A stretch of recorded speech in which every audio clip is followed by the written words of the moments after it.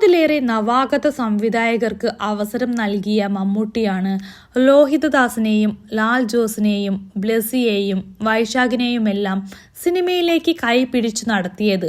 കലൂർ ഡെന്നീസിന്റെ മകൻ ഡിനു മമ്മൂട്ടിയെ സമീപിക്കുന്നത് തിരക്കഥാകൃത്താകാനുള്ള മോഹവുമായിട്ടായിരുന്നു. തിരക്കഥ വായിച്ചു കേട്ട മമ്മൂട്ടി ഇത് ആര് സംവിധാനം ചെയ്യുമെന്ന് ചോദിച്ചു. ഡിനു ലബ്ധപ്രതിഷ്ഠരായ പലരുടെയും പേരുകൾ പറഞ്ഞു. എന്നാൽ ഇത് സംവിധാനം ചെയ്യേണ്ടത് അവരാരുമല്ല, ഡിനു തന്നെയാണെന്ന് മമ്മൂട്ടി തിരിച്ചു പറഞ്ഞു. ഷൂട്ടിംഗ് പോലും നേരെ ചൊവ്വെ കണ്ടിട്ടില്ലാത്ത ഡിനുവിന് ഇക്കാര്യത്തിൽ തീരെ ആത്മവിശ്വാസമുണ്ടായിരുന്നില്ല.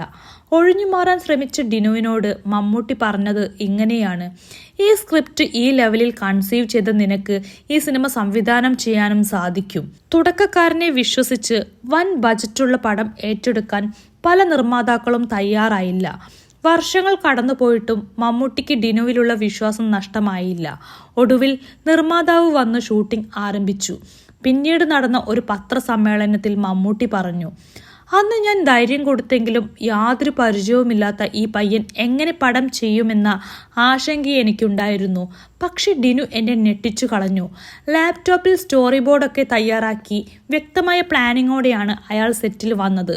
പരിചയ സമ്പന്നരെ പോലെ ഓരോ ഷോട്ടും ഡിനു ചിത്രീകരിച്ചു. അതാണ് മമ്മൂട്ടി.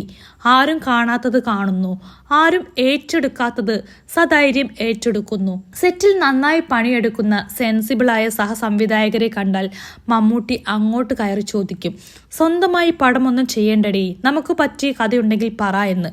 അതെ, മമ്മൂട്ടി ഇങ്ങനെ ഒരുപാട് സംവിധായകരെ കൈപിടിച്ചു കൊണ്ടുവന്നു. ഡിനുവിനുണ്ടായ അതേപോലത്തെ അനുഭവങ്ങൾ, സമാന അനുഭവങ്ങൾ പല സംവിധായകർക്കും ഉണ്ടായിട്ടുണ്ടായിരിക്കും.